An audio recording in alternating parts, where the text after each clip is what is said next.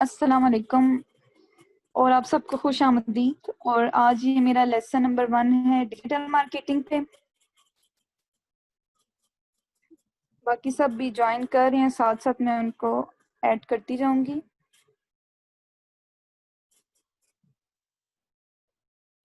आप सबने आउटलाइन तो देख ली होगी।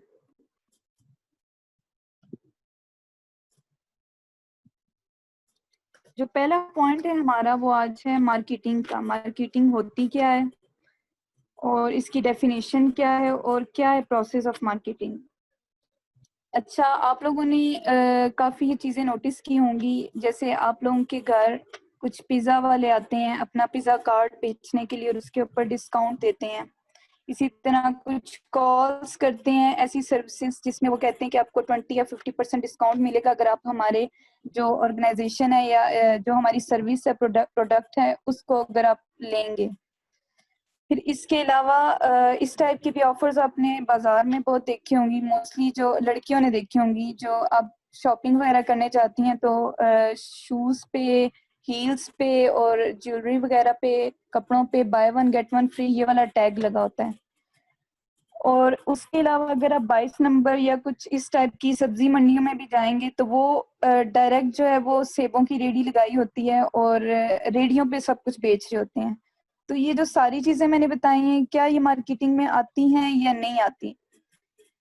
ऑफ कोर्स ये मार्केटिंग में सब कुछ आता है, लेकिन ये मेथड्स हैं, ये डिजिटल मार्केटिंग में नहीं आते। कुछ मेथड डिजिटल मार्केटिंग में भी आएंगे अगर वो ऑनलाइन इस टाइप की सर्विस प्रोवाइड कर रहे हैं, लेकिन अगर फेस टू फेस आपसे मिल रहे हैं तो वो जो मेथड है वो भी मार्केटिंग में आएगा, लेकिन वो डिजिटल मार्केटिंग में नहीं आएगा। ये तो होगी डेली की एग्जांपल। फिर जो हमारा प्रोसेस ऑफ मार्केटिंग है वो होता क्या है, उसके जो है ये चंद पॉइंट्स हैं, 5 मेन पॉइंट्स हैं। Creating value. अब यहाँ से समझ नहीं आ रही होगी कि क्रिएटिंग वैल्यू ये है क्या, इसका क्या लिंक है। तो मैं आपको बताती चलूं कि जो प्रोडक्ट्स या सर्विसेज होते हैं इनको वैल्यू कहते हैं। इनको बनाना, कोई भी चीज है, अगर आप कोई खाने का बिजनेस स्टार्ट करने वाले हैं तो वो जो खाना है, वो डिश है प्रॉपर, उसको बनाना वो आपके प्रोडक्ट है। अगर आप किसी को सर्विस प्रोवाइड करते हैं तो वो आपकी सर्विसेज होती हैं। इनकी वैल्यू बनाना जो है वो क्रिएटिंग वैल्यू, इनको बनाना जो है वो क्रिएटिंग वैल्यू होता है। अब सेकंड पॉइंट है कम्युनिकेटिंग वैल्यू। कम्युनिकेशन का मतलब यही है कि आप बातचीत करें, इंटरेक्ट करें किसी के साथ। तो आपने अपना मैसेज तो देना है, आपने चीज तो बना ली, लेकिन वो लोगों तक कैसे पहुंचाना है, उसका कम्युनिकेशन प्रोसेस क्या होगा और वो मैसेज कितना इफेक्टिव होना चाहिए कि जो आगे आपके कस्टमर्स हैं वो डिश जो आपने बनाई है वो खाएं भी, उन तक पहुंचे, लेकिन वो एक क्रिएटिव वे में उन तक पहुंचे ताकि वो अट्रैक्ट हों। जैसे मोस्टली ये कि आप लोग पिक्चर्स जो है वो व्हाट्सएप के स्टेटस वगैरह पे लगा देते हैं, फेसबुक पे, इंस्टा पे, सब जगह। तो ये आपको पता नहीं होता, लेकिन आप एक तरह से अपनी मार्केटिंग कर रहे होते हैं। आप मैसेज को बहुत इफेक्टिव वे में कैसे पहुंचा रहे होते हैं, आप नीचे कैप्शन डाल देते हैं, ठीक है, उसके बाद आप फिल्टर वगैरह लगा देते हैं ताकि जो है वो अट्रैक्ट करें, कोई भी व्यूअर है वो अट्रैक्ट हो जाए। तो ये होता है कम्युनिकेटिंग वैल्यू। अच्छा, डिलीवरिंग वैल्यू जो थर्ड पॉइंट है वो ये है कि आपने चीज बना ली, आपने मैसेज भी उसका प्रोवाइड कर दिया, अब उस कस्टमर तक आपने जो है वो पहुंचाना है, मतलब फिजिकल फॉर्म में उस कस्टमर तक वो चीज पहुंचनी चाहिए। अगर ऑनलाइन करें तो उसमें भी यही है कि वो फिजिकली उधर वहां पे ऑनलाइन डाटा या कोई भी चीज है वो वहां तक पहुंचे, अगर कोई अपने डाटा वगैरह बनाया है। और वैसे ये है कि जैसे ऑन डिलीवरी होती है और जो आप लोग फूड पांडा के थ्रू डिफरेंट चीजें खाने की मंगवाते हैं, तो ये क्या है, ये डिलीवरिंग वैल्यू है। मतलब आप अपना जो प्रोडक्ट है या कोई भी सर्विस है वो आप अपने कस्टमर तक पहुंचा रहे हैं। फोर्थ पॉइंट आता है कि एक्सचेंजिंग वैल्यू। अब ये जो है ये सबसे इंपॉर्टेंट पॉइंट होता है, यही आपका असल में मकसद भी होता है। अब ये क्या है, एक्चुअल सेलिंग, जिसमें आपको प्रोडक्ट वैल्यू भी मिलती है और फाइनेंशियल वैल्यू। अब जो प्रोडक्ट वैल्यू है वो ऑब्वियसली कस्टमर को मिलेगी, उसने जो प्रोडक्ट खरीदा है वो उस तक पहुंच जाएगा और आपको इन रिटर्न क्या मिलेगा, पैसे, वो आपकी फाइनेंशियल वैल्यू होगी। फिर जो लास्ट पॉइंट है जो कि मोस्टली लोग जो है उस पर इतना फोकस नहीं करते, वो कहते हैं कि ठीक है पैसा आ गया बात खत्म। मोस्टली जो बिजनेस है वो कुछ अर्सा तो चलते हैं लेकिन वो लॉन्ग टर्म वो सक्सेस तक नहीं पहुंचते।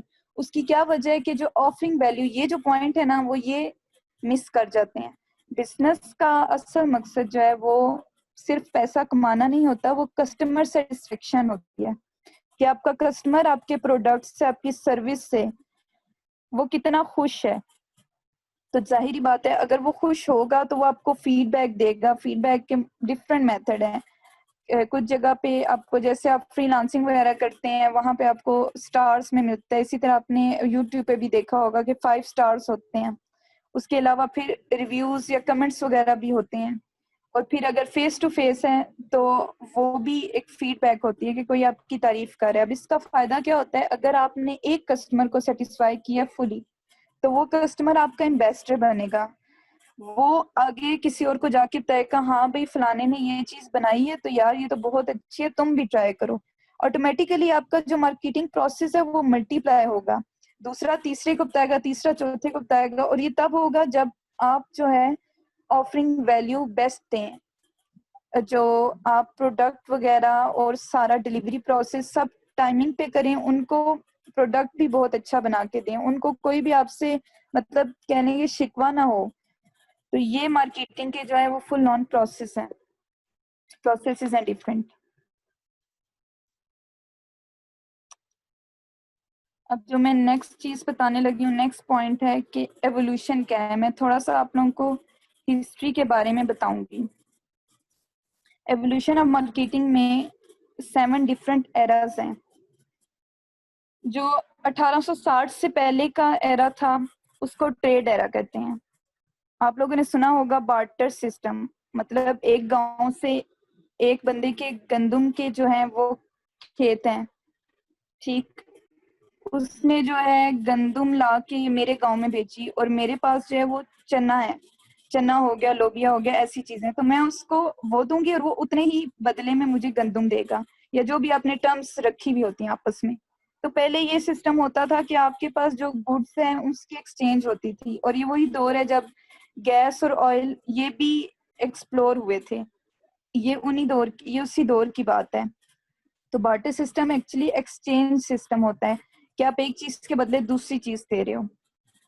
फिर सेकंड एरा आता है प्रोडक्शन एरा। ये जो था 1860 से लेके 1910 तक था। ये वो एरा है जहां पर फैक्ट्रीज और मशीन्स जो हैं वो वजूद में आई। अब डिफरेंट मशीन्स का यूज शुरू हो गया। जैसे कि आप देखते हैं ये कराची में बहुत ज्यादा जो है वो मशीनरी है, मिल्स वगैरह हैं, लाहौर में भी हैं। तो कपड़े बनाने का भी है, ठीक है, कोई बिस्किट वगैरह है उसकी पैकिंग, कोई सोप वगैरह है उसकी पैकिंग। तो ये सारा वही उसकी एग्जांपल है। ये प्रोडक्शन एरा में हुआ था और इसका मकसद यही था कि जो प्रोड्यूस करें हम लोग चीजें खाने पीने की या पहनने ओढ़ने की, उसकी एफिशिएंसी इंक्रीज की जाए। मतलब जो मेकिंग हो रही है उसको ज्यादा से ज्यादा किया जाए, लेबर पावर भी यूज की जाए और मशीनरी का भी यूज हो, तो वो जाहिर बात है चीजें फास्ट बनना शुरू होगी। फिर तीसरा एरा क्या है कि सेल्स एरा। ये 1920 से 1930 तक का था। इसमें यह है कि इन सब लोगों ने अपने सेल्स पर्सन रखना शुरू कर दिए। चीजें वो बनाते थे, ठीक है, प्रोडक्शन हो गई, लेकिन अब लोगों तक पहुंचाना और उसकी जो है वो बाय माउथ भी मार्केटिंग करना, तो उनके लिए उस दौर में उन्होंने सेल्स पर्सन रखे, उन्हें पूरा तरीकाकार समझाया कि आपने यहाँ यहाँ जाके इन इन लोगों को अप्रोच करना है। जैसे आजकल भी आ रही होते हैं बहुत सारे लोग जो है वो फीमेल्स मोस्टली, कि आप लोग जो ब्यूटी प्रोडक्ट्स वगैरह ले लें, आपके घर तक वो आ रहे होते हैं, तो ये सेल्स पर्सन होते हैं। फिर आ जाता है आपका चौथा जो है वो मार्केटिंग एरा होता है। ये 1940 से 1950 तक का था। इसमें जो है वो मार्केटिंग स्टार्ट होगी, प्रोडक्शन भी हो गई, सेल्स पर्सन भी रख लिया, अब उसकी मार्केटिंग कैसे करनी है, ये सारा आ जाता है ब्रांडिंग। ब्रांड्स तब बनना शुरू हुए। ब्रोशर जो आप देखते हैं, फ्लायर्स वगैरह देखते हैं, पम्फलेट वगैरह, बैनर्स हो गए, स्टैंडीज हो गए। आजकल यूनिवर्सिटी में काफी इवेंट्स होते हैं, डिफरेंट यूनिवर्सिटीज में, डिफरेंट पार्क्स में। तो ये जो है सारा ब्रांडिंग में आता है। 1940 से 1950 में मेन जो ब्रांडिंग है वो स्टार्ट हो गई थी। इसके जरिए जो है वो ब्रांड डेवलपमेंट हुई, ये डिफरेंट जो आजकल आप ब्रांड्स के नेम सुन रहे होते हैं, गुच्ची वगैरह हो गया, ठीक है, नाइकी हो गया, ये उस टाइम की बात है।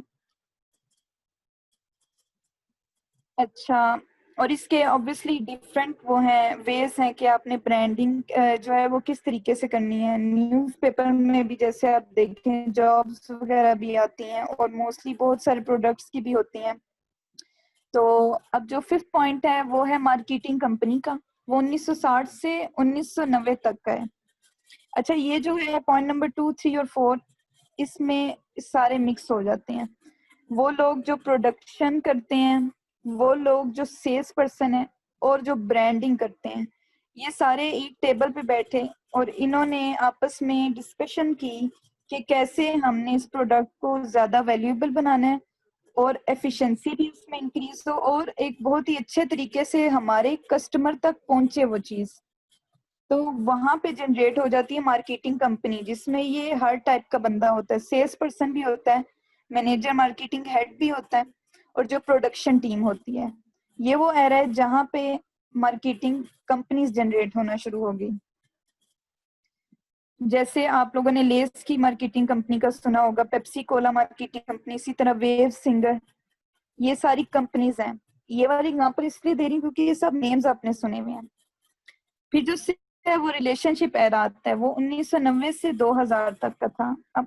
अब ये जो है बहुत इंपॉर्टेंट एरा था इस सेंस में कि आपने कस्टमर तक सर्विस दे दी, ठीक है, कस्टमर सेटिस्फाई भी हो गया, लेकिन उससे लॉन्ग टर्म अपने कोलेब्रेशन में रहना है, उससे लॉन्ग टर्म अपने रिलेशनशिप जनरेट करना है, आपने वो हाथ आगे बढ़ाना है कि कस्टमर आपके साथ पक्का एंगेज हो जाए। और ऑब्वियसली वही कस्टमर आगे एक तरह से आपका मार्केटर भी बन जाएगा, वही सेल्स पर्सन इनडायरेक्टली बन जाता है। तो यहाँ पे स्टार्ट हुआ रिलेशनशिप जो है वो कस्टमर से बिल्ड हुआ। अब जो सेवंथ एरा है उसमें हम सब, आप लोग जितने भी हैं मोस्टली वो जो है 90s के बच्चे हैं, और कुछ जो है वो 2000 में भी 20s के जो है वो उस दौर के भी हैं जो अभी स्टार्ट हुआ है 2000 वाला। तो ये 2010 से जो है ये वाला एरा स्टार्ट हुआ, क्योंकि सोशल मीडिया जो है वो काफी उसके डिफरेंट प्लेटफॉर्म जनरेट हो चुके थे। कंप्यूटर टेक्नोलॉजी का सबको पता था, मोबाइल सबसे इंट्रोड्यूस हो चुका था, फेसबुक और काफी डिफरेंट टूल्स वगैरह। तो ये वो सोशल मीडिया एरा है जिसमें अभी हम रह रहे हैं, और ये 2010 से स्टार्ट हुआ है प्रॉपर। पहले तो लोगों ने इसको ये जितने भी प्लेटफॉर्म्स हैं इसको जस्ट वैसे ही यूज किया, लेकिन असल में इसका ये मकसद नहीं था। इसका मकसद यही था कि एक दूसरे से इंटरेक्ट हो, कनेक्ट हो और बिजनेस डेवलपमेंट हो। तो उसका फायदा तो आप आजकल वैसे ही देख रहे हैं कि सोशल मीडिया मार्केटिंग, या आप इवन कोई अगर टीवी वगैरह कोई चैनल पे कुछ भी देखते हैं तो वहां पे बहुत सारे आपको एड्स नजर आते हैं। तो ये सोशल मीडिया मार्केटिंग में था, एरा में। उसके अलावा जो है वो पावर ऑफ डिजिटल मार्केटिंग क्या है, इसकी क्या अब बेनिफिट्स हैं। अच्छा, क्वेश्चंस का ये है कि क्वेश्चंस जो है वो मैं सब एंड पे लूंगी, पहले ही मैं पूरा लेक्चर डिलीवर कर लूंगी, फिर जो जो स्लाइड में से आपने क्वेश्चन पूछना है वो मैं आप लोगों से जो है एक ही बार वो स्टार्ट कर दूंगी।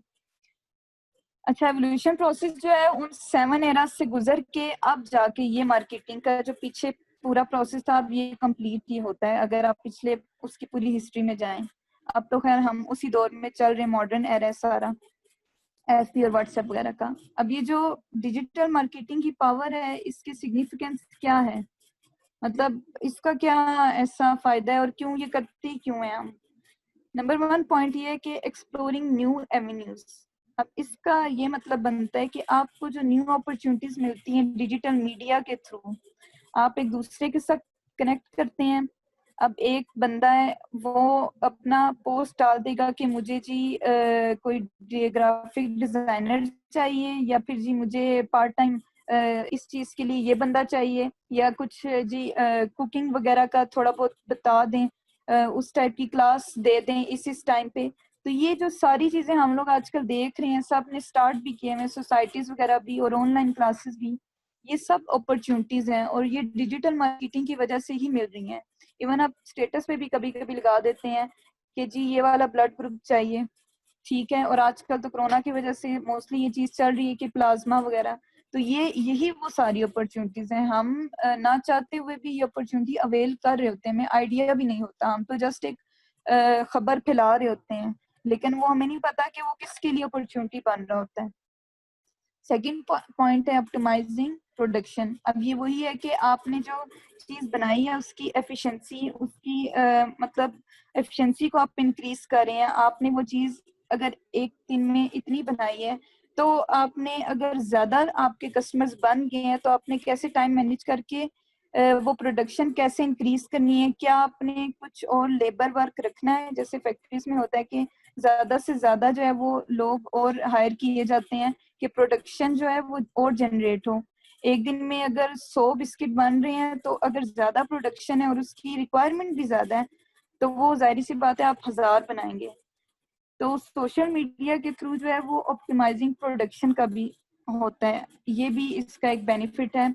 ये आगे जाके आपको पता चलेगा कि डिजिटल वर्ल्ड में जो है वो कैसे आप प्रोडक्शन अपनी इंक्रीज कर सकते हैं। अभी शायद ये चीज इतनी इजीली समझ ना आए। Creating and advertising, creating content जो डिफरेंट आप पोस्ट वगैरह जनरेट करते हैं, या फिर अगर आपने कोई बिजनेस स्टार्ट किया हुआ है तो उससे रिलेटेड पोस्ट है वगैरह वो ऑनलाइन वो कंटेंट बनाते हैं, ठीक है। और एडवर्टाइजिंग का तो मैंने उस दिन भी आपको इंट्रो दिया है कि एडवर्टाइजिंग का तो वैसे वर्ड आप लोगों को रट चुका है कि एड्स कैसे बनाने हैं। और अगर कुछ लोगों को नहीं पता तो उन्हें पता है कि एड्स होते क्या हैं, इनका क्या मकसद है, ये हम तक पहुंच रहे हैं। इसी तरह गेम्स वगैरह के ऐड आपको नजर आ रहे होते हैं, खाने पीने के नजर आ रहे होते हैं, कपड़े जूतों के नजर आ रहे होते हैं, ये सारी एडवर्टाइजिंग इसमें आ जाती है। कंपनीज अपनी कोई जॉब्स वगैरह उन्होंने न्यू वर्कर्स हायर करने हैं, वो भी एडवर्टाइजिंग का यूज करते हैं, क्योंकि ये एक तो आराम से जो है आप अपने ऑफिस में बैठ के काम करते हो, और जगह जगह जैसे पहले होता था कि आप अपना जो है वो वर्कर्स वगैरह ढूंढ रहे होते थे इधर उधर जाके, जैसे अपने चौकों में भी देखा होगा कि रोड्स पे बैठे होते हैं ये जो मिस्त्री होते हैं, मजदूर होते हैं। अब चूंकि ये चीज अब मुश्किल हमें लगती है, क्योंकि हम लोगों ने सोशल मीडिया को बहुत यूज कर लिया, हम कहते हैं कि यार घर बैठे ही एक चीज हो जाए। तो वो एडवर्टाइजिंग का यही फायदा होता है कि घर बैठे आपने कोई सर्विस लेनी है या आपने किसी सर्विस लेनी है, वो आप इंटरेक्ट करेंगे। फिर फोर्थ पॉइंट है कि मेकिंग कंपनी वाइड एफर्ट्स। अब ये जो पॉइंट है ना, ये गोल ओरिएंटेड होता है। इसमें इसका मतलब क्या है, अब कंपनी में सेल्स पर्सन भी है, मार्केटिंग हेड भी है, प्रोडक्शन की पूरी टीम भी है, ठीक। अब उन्होंने एक अगर अगर फर्ज करें लक्स बेचना है, लक्स सोप बेचना है, तो उनका गोल ये होना चाहिए कि कब किस टाइम और कैसे जो है वो इसको साबुन को किस किस मार्केट में बेचना है, और ये किस एज के जो लोग हैं उनकी रिक्वायरमेंट है और किस जेंडर की ज्यादा रिक्वायरमेंट है। तो वो एक ही गोल पे फोकस करते हैं। और फिर सबसे बड़ी ये चीज के जो सेल्समैन होता है उसका बहुत ज्यादा इसमें रोल होता है, क्योंकि आप जो फेस टू फेस इंटरेक्ट करते हो वो आप सेल्समैन से ही करते हो, चाहे वो ऑनलाइन, जैसे वो साइट पे आ रहा होता है कुछ वेबसाइट खोलें कि ऑनलाइन सर्विस अवेलेबल है, आप मैसेज करते हैं और आपको फौरन रिप्लाई आ जाता है, तो वो भी सेल्समैन ही होते हैं। अब ये उनका इखलाक पे डिपेंड करता है, अगर उनका इखलाक बहुत अच्छा होगा, और वैसे भी आप सल्लल्लाहु अलैहि वसल्लम ने इखलाक पे इस्लाम में बहुत ज्यादा फोकस कराया हुआ है हम सब का। उसका मकसद ही यही है, इखलाक का मकसद ही यही है कि जो लोग हैं वो आप तक आए। ये ना हो कि आपकी सर्विस भी अच्छी है, प्रोडक्ट भी बहुत अच्छा है, लेकिन आप टेढ़े मुंह किससे बात करें, या आप कस्टमर को उसकी नीड के मुताबिक चीज नहीं बता रहे, और आप जल्दी चिढ़ रहे हैं उसके ढेर सारे सवालों से, तो वो फिर आपकी चीज आगे तक नहीं पहुंचेगी और वो आपका बिजनेस कुछ ही अरसे में खराब हो जाएगा। तो ये जो making company wide word efforts हैं, इसमें सेल्समैन सबसे इंपॉर्टेंट पॉइंट होता है। और अगर आप खुद भी सेल्समैन है तो आपको ये चीज पता होनी चाहिए कि आपका इखलाक जो है वो सबसे ज्यादा मैटर करेगा, आपकी सेलिंग स्किल्स जो है वो भी मैटर करेंगी साथ। फिफ्थ पॉइंट है क्रिएटिंग कस्टमर रिलेशंस। ये वही बात है जो भी मैंने पहले भी बताई कि जो आपका कस्टमर है उसको एक तो सेटिस्फाई करने के बाद फिर उसके साथ लॉन्ग टर्म जो है वो कोलैबोरेशन में रहना, उसको डिफरेंट ऑफर्स सेंड करते रहना, उसके डिफरेंट तरीके हैं, ईमेल के भी थ्रू, फिर व्हाट्सएप मैसेजेस भी हैं, फेसबुक के थ्रू भी हैं, कि वो जो आपका कस्टमर एक बन चुका है उसको जो है वो डिफरेंट ऑफर्स देना।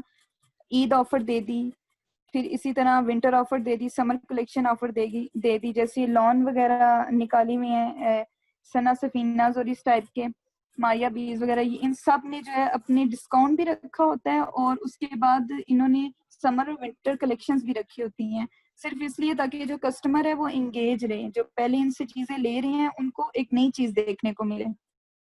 फिर 6 पॉइंट है कि इन्वॉल्विंग कम्युनिटीज। अब इन्वॉल्विंग कम्युनिटी की बेस्ट एग्जांपल इस टाइम में आर्ट साइकी जो CSIC हमारा प्रोजेक्ट है इसका दे सकती हूँ कि देखें, पहले हमने ये स्टार्ट किया, ठीक है, 6 से 7 लोग थे, फिर हमने अपनी प्रोडक्ट भी बना लिया, अपनी सर्विस भी दे दी। अब ये देखें, प्रोडक्ट तो इसमें नहीं है, सर्विसेज ही हैं कि टीचिंग करनी है, ठीक है, टीचर्स भी इकट्ठे कर लिए, फिर एक एक करके रजिस्टर हुए। अब ये जितने भी लोग हैं अभी, ये सारे हमारी कम्युनिटी में आते हैं, ठीक है, जो हमारे स्टूडेंट्स वगैरह हैं। अब ये जो कम्युनिटी है इसको इन्वॉल्व रखना और उसके अलावा इनको सेटिस्फाइड भी रखना, ये सारा जो है वो इन्वॉल्विंग कम्युनिटी में आता है। फिर अगर हम इनको सेटिस्फाई करेंगे तो ऑब्वियसली वो प्रोसेस मल्टीप्लाई होगा, आगे से आगे ये चीज खुद ब खुद शेयर होगी कि ये वाला हमने क्या कहते हैं कोर्स लेना है, ये वाला कोर्स बहुत अच्छा हो रहा है, वो खुद ब खुद जो है वो हमारा एक तरह से फायदा होता जाता है, और ये हो भी रहा है। क्योंकि अभी ये लाइव एक एग्जांपल है कि अभी पिछले ही कुछ हफ्ते में थोड़े बहुत लोग थे, उनको वो चीज पसंद आई, हमारे जितनी भी टीचिंग के कोर्सेज थे उन्हें अच्छे लगे, उन्होंने अपने सिस्टर्स, कजन, भाई वगैरह, फिर और जो फ्रेंड्स वगैरह हैं, फिर उसके अलावा जो फेसबुक भी फ्रेंड्स हैं वहां पे भी डिफरेंट उन्होंने पोस्टिंग की, उन्हें क्योंकि ये चीज अच्छी लगी, तो वो क्या हो जाता है कि कम्युनिटी इन्वॉल्व हो जाती है और कम्युनिटी बढ़ती जाती है। डिजिटल मार्केटिंग का ये बहुत बड़ा फायदा है। अच्छा, इसके अलावा ये कि जो पूरी दुनिया है वो 7.4 बिलियन लोग हैं, और आजकल के जो इन्होंने पूरा वो उसका डाटा वगैरह रिकॉर्ड किया है, उसके मुताबिक अभी 3.7 बिलियन है जो लोग टेक्नोलॉजी का यूज कर रहे हैं, और उसमें से 2.7 बिलियन है जो सोशल मीडिया का यूज कर रहे हैं। अब टेक्नोलॉजी में जो है वो सिर्फ मतलब जो टेक्नोलॉजी में वो सब कुछ आता है, टीवी वगैरह, फोन वगैरह और ये फैन वगैरह, ये सब कुछ टेक्नोलॉजी में आता है, लेकिन जो सोशल मीडिया यूज कर रहे हैं जिसमें मोबाइल है, कंप्यूटर है, लैपटॉप है, और उसके बाद फिर सोशल मीडिया के जो प्लेटफॉर्म्स हैं डिफरेंट, वो 2.7 बिलियन लोग यूज करें, तो आप सोच सकते हैं कि कितना ज्यादा डिजिटल मार्केटिंग का स्कोप है। ये सब आपके पोटेंशियल कस्टमर्स बन सकते हैं अगर आप इफेक्टिव वे से अपना प्रोडक्ट का जो मैसेज है वो इन तक पहुंचाएं। ये सब आपके कस्टमर्स आपके सामने हैं, आपको पता है कि इतने लोगों को आप आराम से टारगेट कर सकते हैं, तो ये जो है वो पावर ऑफ डिजिटल मार्केटिंग है। इसके अलावा पावर में मेन जो पॉइंट्स हैं वो नंबर 1 यही है, ग्लोबल रीच। आप घर बैठे जो है दुनिया के दूसरे कोने तक अपनी बात पहुंचा सकते हैं, और उसका प्लेटफॉर्म सब ज्यादा जो मेजर है वो फेसबुक जो पहला स्टार्ट हुआ था, उसके अलावा और भी थे, लेकिन इसने जो पॉपुलैरिटी इसने ज्यादा जो है वो अचीव की है। फिर सेकंड पॉइंट ये बनता है कि पर्सनलाइज मार्केटिंग। पर्सनलाइज मार्केटिंग ये है कि आप जो प्राइवेटली जो है मार्केटिंग करते हैं, अपने डिफरेंट कस्टमर्स को टारगेट करते हैं और उन तक वो एड्स या मैसेजेस पहुंचाते हैं। जैसे आपको कभी कभी बहुत सारे मैसेजेस भी आ रहे होंगे कि होम ट्यूशन के मोस्टली आ रहे होते हैं, वो यही है कि वो आपके नंबर लेके और आपको मैसेज कर देते हैं कि अगर होम ट्यूशन रिक्वायरमेंट है या ब्यूटिशियन कोर्सेज हैं डिफरेंट, मोस्टली यही आ रहे होते हैं, तो वो पर्सनलाइज्ड मार्केटिंग में आता है। फिर थर्ड जो पॉइंट है वो है कस्टमर एंगेजमेंट, कि आपने कस्टमर से जो बातचीत करनी है, जो मैंने पहले भी बताई कि मैसेज के थ्रू या फिर स्काइप के थ्रू, और ये जो फ्रीलांसिंग करते हैं उनको तो ये उनकी मतलब ये मेजर चीज यूज होती है कि वो जो स्काइप पे है या फिर मैसेज के थ्रू है वो अपने क्लाइंट से बातचीत कर रहे होते हैं। अगर उनकी जॉब डन हो जाती है, जब वो बातचीत करते हैं तो वो कोशिश करते हैं, जो उर्दू में कहा जाता है कि क्लाइंट को ना घेरने की वो कोशिश करते हैं, डिफरेंट टेक्निकें अपनी अपनी स्किल्स वगैरह जो है वो यूज करके। उसके बाद फिर उनका एक रिलेशनशिप बिल्ड हो जाते हैं, वो माइलस्टोन अपने बना लेते हैं कि इतने टाइम में आप इतने पैसे भेजेंगे, मैं इतना काम करूंगा, फिर अगली टर्म बताते हैं, फिर उससे अगली टर्म बताते हैं। तो ये क्या हो जाता है कि रिलेशनशिप आपका अपने कस्टमर के साथ बिल्ड हो जाता है। जो फोर्थ पॉइंट है वो है कंटेंट वैरायटी। सोशल मीडिया में कंटेंट वैरायटी तो बहुत है। अब जैसे पहले के ज़माने में एड्स होते थे, उसमें खर्चा बहुत आता था, इस सेंस में कि पहले आपने प्रोडक्शन टीम भी हायर की, ठीक है, फिर आपने कैमरा लिया और फिर आपने एक्टर्स भी हायर किए, स्टंटमैन हायर किए, फिर जी उनसे प्रॉपर पूरी एक्टिंग, वो इतना टाइम टेकिंग भी होता था और उसके अलावा फिर उसमें खर्चा भी आता था, उनको पेमेंट भी करनी पड़ती थी, तो फिर जाके एक ऐड बनता था। जैसे पुराने डिटोल के ऐड हो गए, ठीक है, इसी तरह डिफरेंट बिस्किट्स वगैरह के ऐड, जीरा प्लस के ऐड आपने देखे होंगे। लेकिन अब जो है वो बहुत इजी चीज है, अगर आपने बिजनेस अपना बना लिया ऑनलाइन तो आप उसका पोस्टर बना दें। एडोब जो है उसके फोटोशॉप जो है, इलस्ट्रेटर जो है, इन सब को यूज करके, मतलब काफी उन्होंने डिफरेंट सॉफ्टवेयर हैं उसमें, उसको यूज करके आप आराम से पोस्टर डिजाइनिंग कर सकते हैं, बैनर्स डिजाइनिंग कर सकते हैं, फ्लायर्स वगैरह कुछ भी बना सकते हैं और आराम से घर बैठ के। और इसमें वही बात है कि आपको एफर्ट भी इतनी नहीं करनी पड़ती, आपने लैपटॉप लिया, आपने थोड़ी बहुत डिजाइनिंग के कोर्स सीखे और आपने वो पोस्टर बना के आराम से पोस्ट कर दिया। और ऐसा भी बहुत, ये एक इजी चीज है। पहले तो एक मतलब बैनर वो ये जो लगे होते हैं रोड्स पे, बिल बोर्ड्स वगैरह ये जिनको कहते हैं, उसमें भी अच्छा खासा खर्चा आता है, किराया भी आता है, आपको वो रेंट पे करना पड़ता है, और फिर इतनी बड़ी चीज उसको प्रोड्यूस करना, फिर कपड़े का यूज होता है। लेकिन अब क्या है, और वो फिर लॉन्ग टर्म उसको ऐसे बनाते हैं कि वो 30 से जो है वो 50 से एक दिन तक वहीं पे लगा रहे, कुछ इतना लंबा पे किया होता है, वो वहां से हटता ही नहीं है। अब वैरायटी ऐसी है कि आपने एक पोस्टर बनाया, 2 दिन उसको किया, उसको थोड़ा बहुत और डिजाइन कर दिया, 3-4 दिन के लिए नेक्स्ट और पोस्टर, या हर रोज का डिफरेंट पोस्टर आप बना सकते हैं। तो ये बहुत फायदा है डिजिटल मार्केटिंग का। सोशल मीडिया का नंबर 5 पे है वो सेल्स कन्वर्जन है। ऑब्वियसली ये सारा प्रोडक्ट बनाया, मैसेज इफेक्टिवली अपने कस्टमर तक पहुंचा दिया, फिर उसके बाद आपने वहां पे सेल की और उसके बाद पेमेंट आपको मिल गई, ठीक। और ऑनलाइन पेमेंट मेथड भी हैं आजकल। फिर नंबर 6 पॉइंट है वो है कॉस्ट रिडक्शन। ये तो मैं आपको बताया कि टाइम भी बचता है और कॉस्ट भी बहुत ज्यादा बचती है।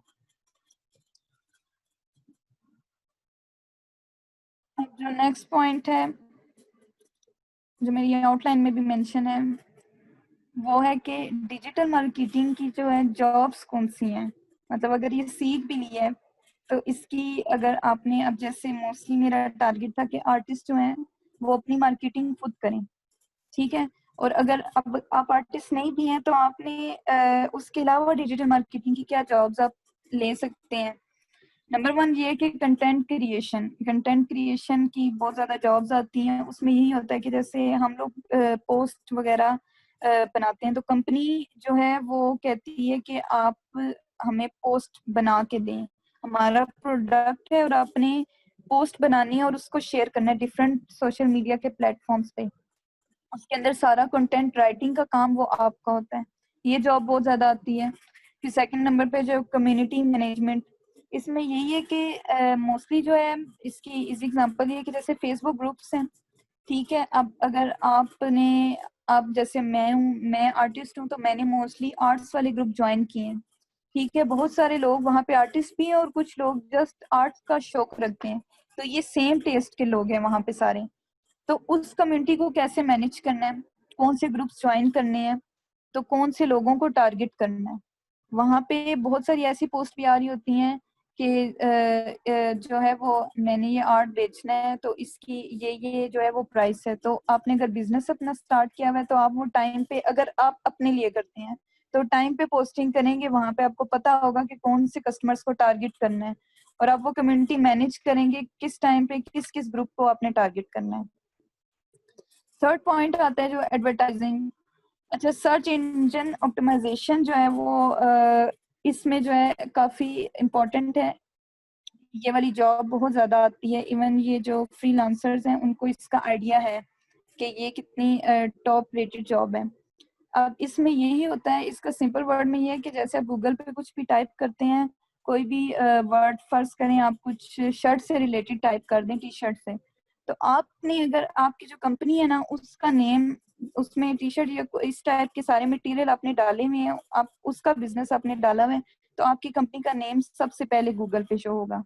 तो ये वाली जॉब जो है ये बहुत ज्यादा इन है, क्योंकि हर कोई यही चाहता है कि पहले ही उधर बार में नेम पहले उनका, सब उनको अप्रोच करें। फिर ऑनलाइन सेलिंग में यही है कि जो आप चीजें ऑनलाइन बेच रहे होते हैं, ब्यूटी प्रोडक्ट्स वगैरह होते हैं, फिर ये फूड पांडा वगैरह, ये ऑनलाइन सेलिंग में आता है। फिर इसके अलावा ये कि बहुत सारी कंपनी हायर करती हैं, कुछ के ऐसे फेसेस होते हैं, उनका बोलने का तरीका ऐसा होता है कि आप हमारी कंपनी के प्रोडक्ट से रिलेटेड अपने फेसबुक या कोई भी है उस पर लाइव आए। जैसे इन्फ्लुएंसर्स होते हैं जो कि इंस्टाग्राम में भी हैं, जो इंस्टाग्राम इन्फ्लुएंसर्स होते हैं, तो उनका ये है कि उनका तरीका, उनकी स्किल्स ऐसी होती हैं कि लोग अट्रैक्ट होते हैं और वो प्रोडक्ट जो है वो उनसे खरीदते हैं। तो वो बहुत सारी कंपनीज जो है वो कोलैबोरेशन में हो जाती हैं कि भैया आपके तो इतने ज्यादा फॉलोअर्स हैं और वो रियल फॉलोअर्स हैं, तो आप जो हैं वो लाइव आए और हमारे प्रोडक्ट का एक छोटा सा जैसे ऐड होता है वो आप दे दें। फिर वेबिनार्स होते हैं, वेबिनार्स भी यही होते हैं जो है वो आप ऑनलाइन इसी तरह लाइव जो है, जैसे अब मैं जूम पे सेशन दे रही हूँ तो इसी तरह वेबिनार होता है, उसमें भी इसी तरह आप क्लास टाइप से पूरी जनरेट करते हो, आपके आप लिंक शेयर कर देते हो और जो है लोग आके वो देखते हैं। और उस वेबिनार पे जो मैंने एक अटेंड किया था उसका ये था कि उसके बाद उन्होंने थोड़ा सा सारा इंट्रो वगैरह फोटोग्राफी पे दे दिया, टिप्स दे दिए। उसके बाद फिर उन्होंने कहा कि अगर आपने मजीद कोर्स लेना है तो आप इतने डॉलर पे करें। तो वो देखें, वो एक चीज आपका अगर इंटरेस्ट बिल्ड हो जाता है तो ऑब्वियसली आप डॉलर्स पे करके या जो भी आपने प्राइस रखी है पे करके आप उनका वो प्रॉपर सेशन अटेंड करेंगे। अच्छा, मेरे ख्याल से मीटिंग क्लोज होने वाली है, नेक्स्ट मीटिंग में फिर मैं पॉइंट बताती हूँ। तैयबा ये एंड होने वाली है।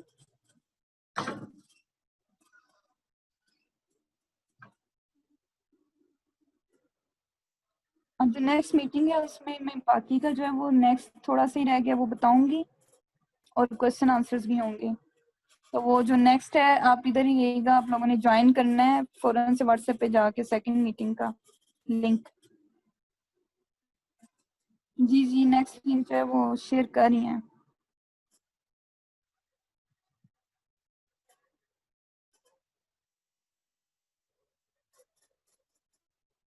अच्छा किसी ने, अच्छा मैंने यहाँ कहा हुआ है कि न्यूज़पेपर और एफएम से, यस, रेडियो से, न्यूज़पेपर से, इससे भी ब्रांडिंग होती थी। मतलब बहुत सारे ऐसी सोर्सेस थी जिससे जो है वो मार्केटिंग की जाती थी। अब देखिए न्यूज़पेपर भी टाइम के साथ ई न्यूज़पेपर स्टार्ट हुआ हुआ है। ई क्या है, वो ऑनलाइन जो है न्यूज़पेपर स्टार्ट हुए हुए हैं।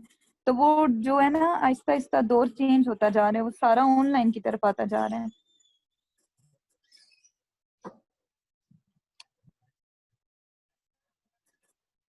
अच्छा जी, बैक टू द लेक्चर।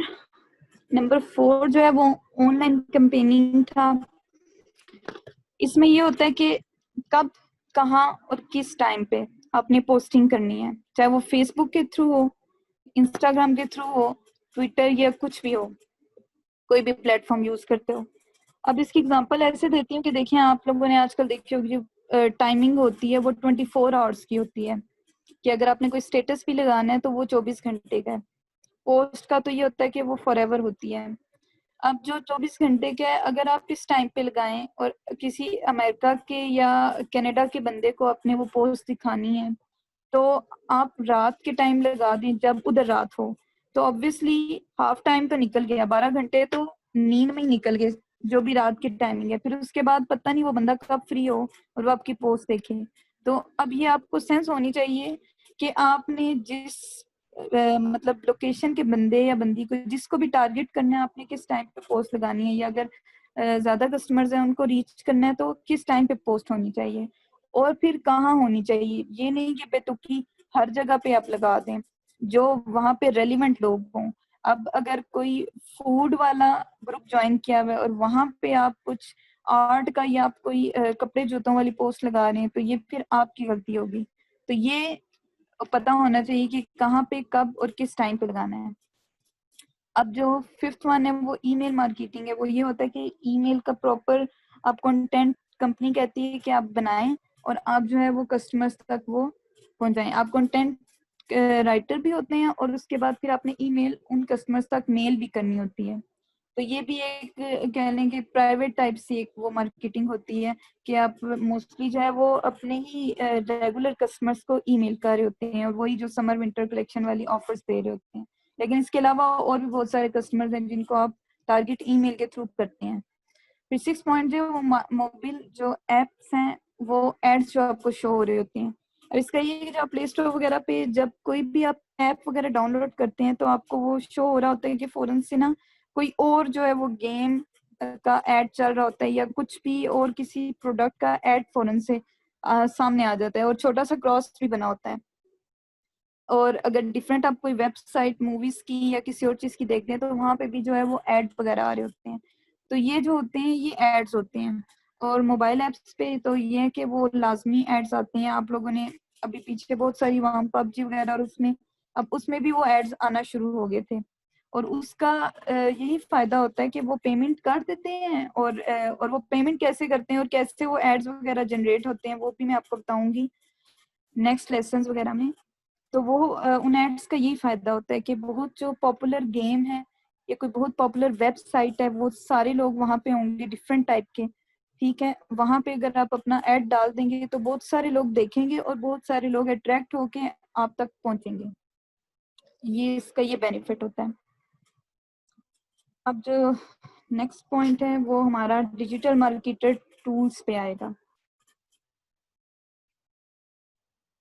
अच्छा देखिए, आपके पास स्किल्स भी हैं, ठीक है, टैलेंट भी है, लेकिन आपको जो है वो टूल्स नहीं पता कि क्या प्लेटफॉर्म और कैसे किस तरह यूज करने हैं, उसका इफेक्टिव मेथड क्या है। कुछ लोग प्लेटफॉर्म सीख लेते हैं, फेसबुक भी, इंस्टा भी और बहुत सारे सॉफ्टवेयर सीख लेते हैं, लेकिन उनको सेंस नहीं होती कि आगे मजीद जो है उसकी ऑनलाइन लीड्स कैसे जनरेट करनी है, कैसे लोगों को टारगेट करना है और कौन से टूल्स ऐसे, कौन सी ऐसी वर्डिंग, प्रोफेशनल वर्डिंग यूज करनी है। उसकी वजह से क्या होता है कि इंप्रेशन भी गलत जाता है और इसका नुकसान भी बहुत ज्यादा होता है। कस्टमर आ तो रहे होते हैं लेकिन वो जो एक प्रोफेशनल इम्पैक्ट पड़ना चाहिए ना, वो नहीं पड़ता और वो लॉन्ग टर्म पे नहीं चलता। इसमें ये डिफरेंट पॉइंट्स हैं। इनसाइट्स, आपने फेसबुक और इंस्टाग्राम इनसाइट्स जो है वो सुना होगा, वर्ड पढ़ा भी होगा। वो पिक्चर शेयर करके भी मैं आपको शो कर दूंगी कि इनसाइट्स क्या होते हैं। जो फिर जो रीच और इंगेजमेंट्स और लाइक्स और कमेंट्स होते हैं वो उसी इनसाइट में आ रहे होते हैं कि कितने लोगों ने आपका कंटेंट जो है उन तक पहुंचा। मतलब रीच का मतलब यही है लिटरली कि कितने लोगों तक जो है वो कंटेंट आपका पहुंच गया। वो आपको पूरी जो है वो वैल्यू शो हो रही होती है। फिर जो है पोस्ट की एंगेजमेंट क्या है। अब उसमें ये होता है कि आपकी पोस्ट कितनी फेमस हुई है, कितनी वायरल हुई है, कितने लोगों जो है वो उनको इंगेज किया, उस पोस्ट ने पहुंच तो गई उन तक लेकिन फिर उसके बाद इंगेज किया, मतलब उनकी टेंशन को अट्रैक्ट किया। फिर जो पॉइंट आता है वो है लाइक्स का और कमेंट्स का। अब नेगेटिव कमेंट्स भी होते हैं और कुछ लोग लाइक भी नहीं करते। अब वो यही चीज होती है कि अब पोस्ट पहुंच तो गई लेकिन उसका नेगेटिव इम्पैक्ट अगले के माइंड पे क्रिएट हुआ है या पॉजिटिव वे में वो अगले को अट्रैक्ट किया है, कस्टमर को अट्रैक्ट किया है। तो वो यही होता है कि लाइक्स और कमेंट्स शो हो रहे होते हैं कि कितने कमेंट्स आए हैं और नेगेटिव कमेंट्स कितने आए हैं, पॉजिटिव कितने आए हैं। या आपने यूट्यूब पे भी देखे होंगे बहुत सारी वीडियोस के नीचे, और इसी तरह फिर कितने लाइक्स हैं वो भी आपको शो हो रहे होते हैं और डिसलाइक्स कितने हैं वो भी शो हो रहे होते हैं। ये सारा इनसाइट्स में आता है। ये आपको पूरा एक डाटा, ये डाटा एनालिटिक्स होता है। ये आपको पूरा डाटा का एनालिसिस बता रहा होता है कि आपकी, अगर आप किसी के आगे जो है वो काम भी कर रहे हैं और अपने क्लाइंट को आप ये सब कुछ शेयर कर रहे होते हैं कि सर मैम आपकी ये पोस्ट थी, इस पे इतने लोगों का रीच हुआ है, इतने लोग इंगेज हुए हैं। फिर उसी के मुताबिक जो है वो क्लाइंट जो है अपनी स्ट्रेटेजी डेवलप करता है यार इतने लोग लाइक किए हैं, किस वजह से किए हैं, और अगर डिसलाइक किए तो किस वजह से किए हैं। तो ये सारी प्लानिंग प्लॉटिंग इस एनालिसिस की वजह से होती है। फिर कितने लोगों ने पोस्ट शेयरिंग की है, वो शेयर के बटन भी आपको नजर आ रहा होता है। फिर उसके अलावा कस्टमर डेमोग्राफिक शो हो रहा होता है इन डिफरेंट प्लेटफॉर्म्स पे कि किस एज के कस्टमर हैं, किस लोकेशन से वो ताल्लुक रखते हैं और कौन सा जेंडर है ज्यादा। फिर प्लेटफॉर्म्स भी डिफरेंट हैं। चलो मैं पहले आपको पिक्चर्स वगैरह दिखा देती हूँ कि ये इनसाइट्स होता क्या है। पिक्चर्स के थ्रू जो है वो ज्यादा अच्छा समझ आएगा। अब ये देखें, ऊपर लिखा हुआ है पेज इनसाइट्स। तो इसके लेफ्ट साइड पे है कि 11 जून से 8 जुलाई, डेट भी मेंशन है, और राइट साइड का भी है कि लास्ट 28 डेज में कितनी हुए हैं। अब पोस्ट रीच, ये आपको नजर आ रहा है कि कितनी हुई है, कितने लोगों तक ये पोस्ट पहुंची है, फिर कितने लोगों ने उससे मतलब अट्रैक्ट हुए हैं, फिर लाइक्स कितने आए हैं।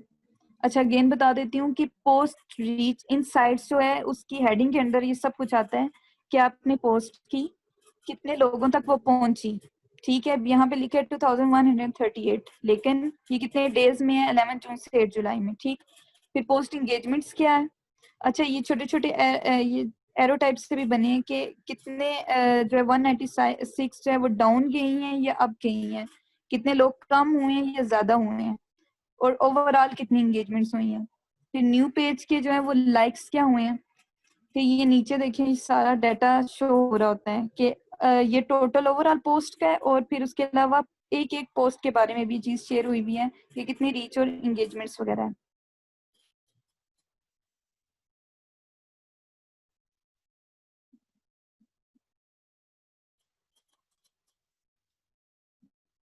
अच्छा ये जो है वो इंस्टाग्राम का है, इसमें भी यही है कि आपको ऑडियंस शो हो रही है, और इनसाइट्स की हेडिंग के अंदर अब ग्रोथ रेट आपको पता चल रहा है कि कितनों ने फॉलो किया, कितनों ने अनफॉलो किया, और नीचे ग्राफिकल डाटा से भी मेंशन हो रहा है कि पूरे वीक में किस किस दिन कितने लोगों ने फॉलो किया, कितनों ने अनफॉलो किया, और ओवरऑल क्या था। तो ये जो है ये डाटा होता है, इसका बहुत ज्यादा बेनिफिट होता है, लेकिन वो तब अगर आपको इसकी सेंस हो, और वो ऑब्वियसली सेंस जो है इस कोर्स लेने से आ जाएगी। अच्छा उसके अलावा फिर ये है कि जेंडर कौन सा है, अगर आपने जो प्रोडक्ट सर्विस लगाई हुई है जो भी है, अगर अगर वो फीमेल ओरिएंटेड चीज है तो वुमेन इसमें ज्यादा होंगी।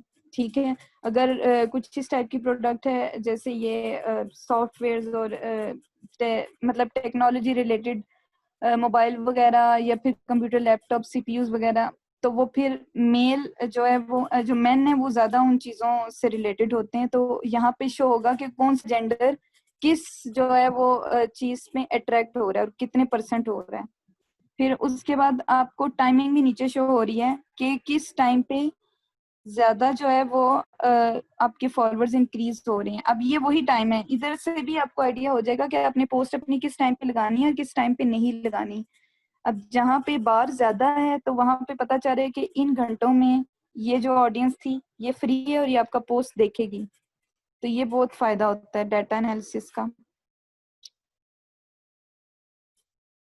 अच्छा फिर जो है वो नेक्स्ट वन है ये कि पेज के लाइक्स कितने हैं, पेज एक्टिविटीज में सारी शो होती है, फॉलोअर्स कितने हैं, फिर आपकी अगर आपने वेबसाइट डाली है उस पर कितने क्लिक्स हैं, फिर आपके फोन नंबर पे कितने लोगों ने क्लिक किया है, फिर जो डायरेक्शंस वगैरह जैसे लोकेशन वगैरह आपने मेंशन की होती है किसी रेस्टोरेंट की, अगर अपना ये आपका बिजनेस है किसी और का भी, कि कितनी उस डायरेक्शंस पे क्लिक किया उन्होंने, जाके लोकेशन चेक की है। फिर पेज का जो बटन होता है अगर आपने कोई बटन सेट किया है, WhatsApp button, different button set हो सकते हैं, वो आपको नेक्स्ट लेसन्स वगैरह में बताऊंगी कि कौन कौन से बटन सेट होते हैं पेज पे। तो उस पे कितनों ने क्लिक किया है और चेक इन कितनों ने किया, और फिर नीचे देखें ये पेज रीच और पेज व्यूज, ये सारा डाटा आपको शो हो रहा होता है। इस डाटा को देख के ही आप स्ट्रेटेजी अपनी बनाते हैं, आप अपनी प्लानिंग बनाते हैं कि आपने अपने काम को कैसे बेहतर करना है। ये एक तरह से आपका फीडबैक है। अच्छा अब बैक टू द पॉइंट, जो प्लेटफॉर्म्स हैं वो आपको पता है फेसबुक, इंस्टाग्राम जो पिक्चर ओरिएंटेड प्लेटफॉर्म है, मोस्टली पिक्चर्स जो है वो इस पे डाल के जो है वो लोग अपनी जो है मार्केटिंग वगैरह करते हैं। अच्छा ट्विटर जो है वो मैसेज ओरिएंटेड प्लेटफॉर्म है, इसमें आप टेक्स्ट की वैसे आप पिक्चर्स वगैरह भी डलती हैं लेकिन मोस्टली इसका जो स्टार्ट हुआ था वो टेक्स्ट था, मैसेज से मतलब टाइपिंग सारी जो है वो इस पे होती है। इसका ज्यादा जो है वो लिंक पिक्चर वगैरह ये उससे नहीं था।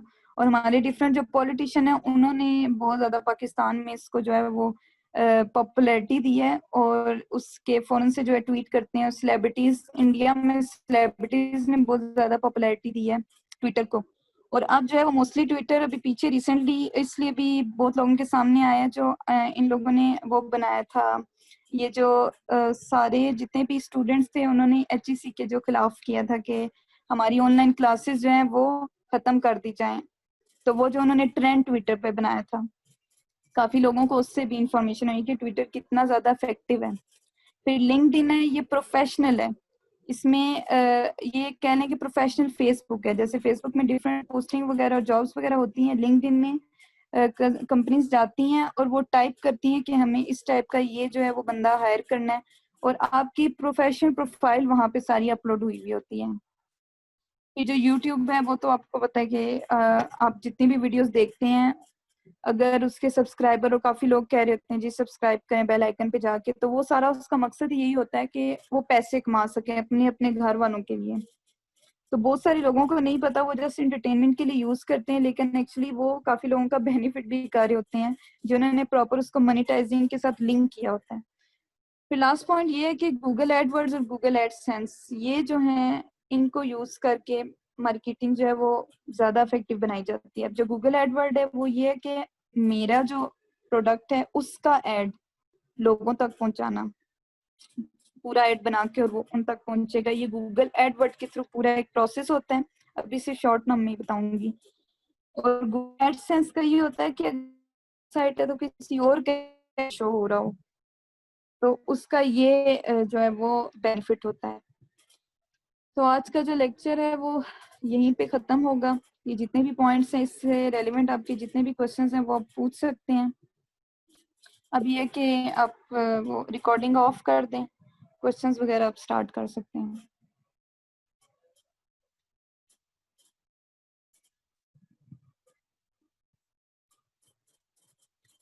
तैयबा, रिकॉर्डिंग आप ऑफ कर दो।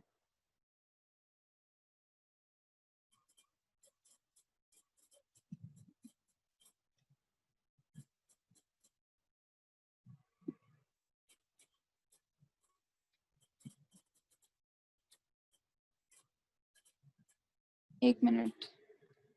अच्छा, आप बारी बारी जो है वन बाय वन अपने क्वेश्चंस करना है, क्योंकि फिर सब इकट्ठे बोलेंगे तो लैग करेगा। अलाउ किया, आप लोग जो है अपना अनम्यूट कर सकते हैं, वन बाय वन करें। आपके लेफ्ट साइड पे जो है वो बटन है, उससे वहां से आप अनम्यूट करें। अच्छा दानिया, मेरा एक क्वेश्चन था। एज एन आर्टिस्ट मैं प्रमोशन करता हूँ, तो मुझे ना मार्केटिंग करनी थी। तो मैंने क्या किया कि जो हाई प्रोफाइल्स हैं उनको मैंने रीच करना शुरू किया, कुछ पेजेस को। तो रिसेंटली अभी मैंने एक टेक्नो मोबाइल फ़ोन वालों को किया। तो उन्होंने मुझे कहा कि भाई आप मुझे प्रॉपर ना आप हमें प्रपोजल दें। ठीक है, तो काइंडली डिजिटल मार्केटिंग के हिसाब से एक प्रपोजल किस तरह का डिज़ाइन होना चाहिए, तो उसके बारे में बता दें। दूसरा एक चीज़ ये कि